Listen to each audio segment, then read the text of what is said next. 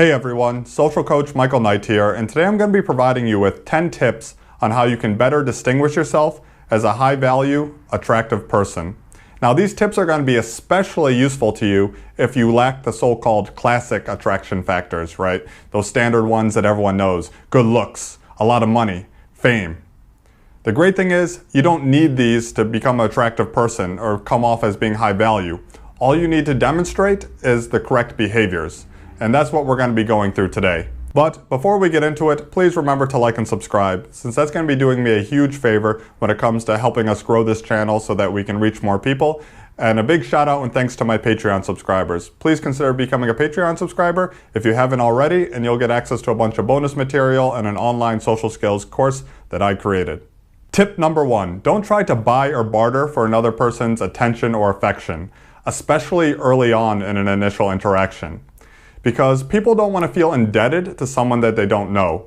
Also kind of makes you look low value because you feel like you have to compensate for who you are by giving other things. Example would be, you meet a girl at the bar and you buy her a drink right away. Now if you give the drink and you really have a vibe, like you don't care, she could walk off with it and say nothing, you wouldn't be upset, be like, oh whatever, that's cool. Then alright, buy the drink. But if you have a vibe like, here, do you want a drink so you now may be trapped into a conversation with me for 30 minutes? You know, you're trying to barter for their attention by providing the drink, and the girl might look at you as low value because you're trying to compensate by buying the drink. Of course, it's all in the vibe and energy of how you do it. I'm not saying never buy a person's drink. I'm not saying never be generous.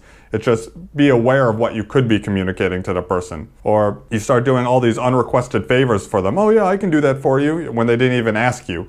You're trying to barter and buy their attention and affection, and that's actually what a low-value person would do. Because an attractive, high-value person wouldn't feel the need. He would feel that he himself is enough, and he wouldn't have to do all these extra things so that another person would like him. Tip number 2 is to speak honestly and be willing to disagree with the other person. Some people are so afraid of any friction or disagreement that they just put up all these filters and they really monitor everything they say, and the other person can sense this. They know you're not being completely honest with them. They can feel like they're not really getting to know the real you, and I can't really be sure if they can trust what you're saying as being honest. And if they can't trust what you're saying as being honest, then they feel that they can't use the information that you're communicating to them to form an accurate picture of who you are, and that's really necessary when it comes to building a connection. More attraction, trust, and respect can actually be generated by there being a little disagreement in the conversation that signals to the person that you're speaking honestly to them, than can be lost from you not seeing eye to eye on every single issue. Tip number 3 closely ties into tip number 2, and that's not to be desperate for another person's approval.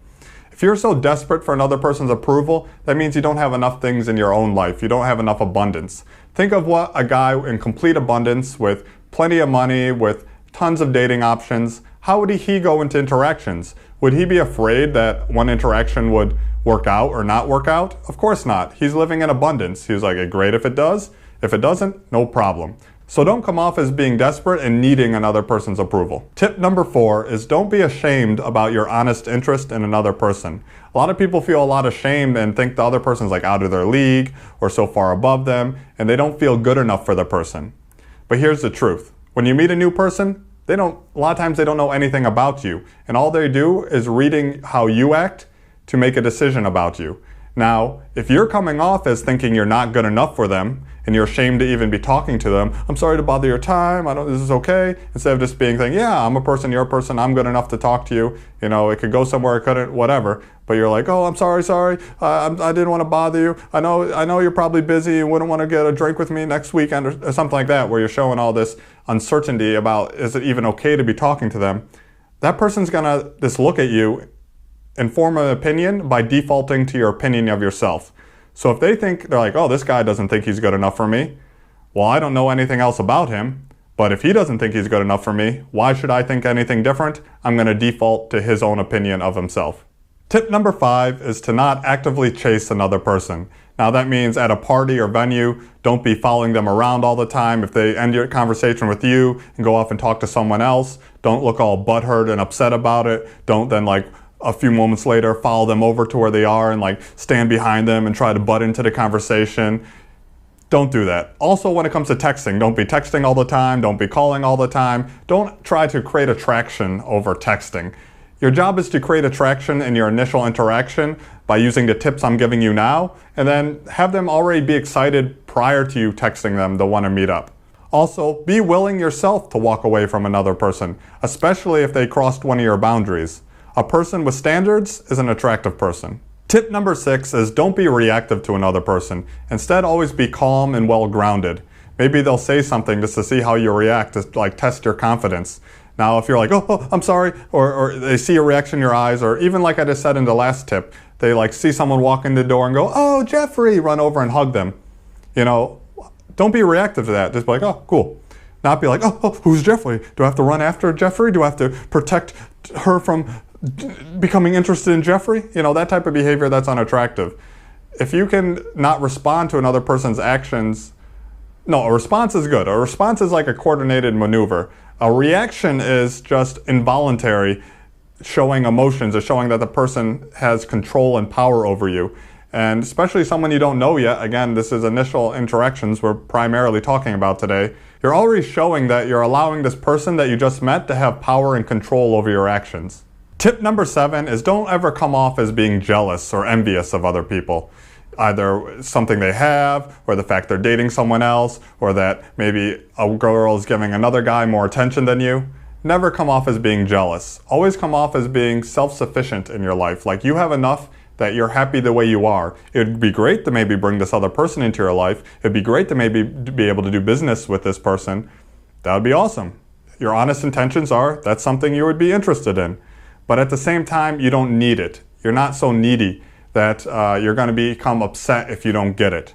That's going to take so much pressure out of every interaction. Really let them breathe. Really make the other person feel like, oh, I can really get to know this guy and I don't feel like he's going to be upset if I don't accept his offer, or he's going to pressure me into something. People will be more comfortable with you or want you around more if they don't sense a constant neediness from you.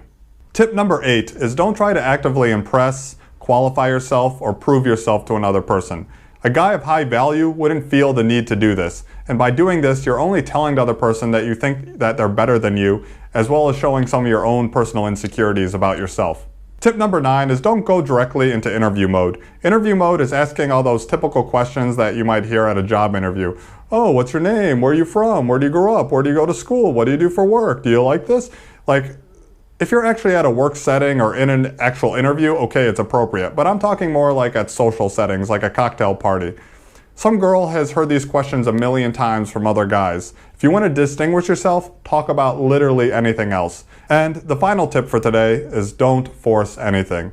Always give off a I could take it or leave it and be completely happy either way type of vibe. This is going to remove a great amount of pressure from the interaction because you don't want to come off like some type of sales guy who quickly wants to close a deal as soon as he can before the other side finds out what's wrong with it. If you like these tips and found them useful and you want to learn more about the core fundamentals behind attraction and what behaviors that if you simply quit doing them, other people would instantly find you more attractive, well, in that case, I wrote a whole book on the concept of attraction, and you can find that link to in the description below. And for those of you who are super serious about getting this area of your life handled, you're ready to take your social skills to the next level, I provide one-on-one coaching, and an application to that can also be found linked to in the description below. As always, please remember to like and subscribe, and I'll see you in the next video. Until next time, ciao.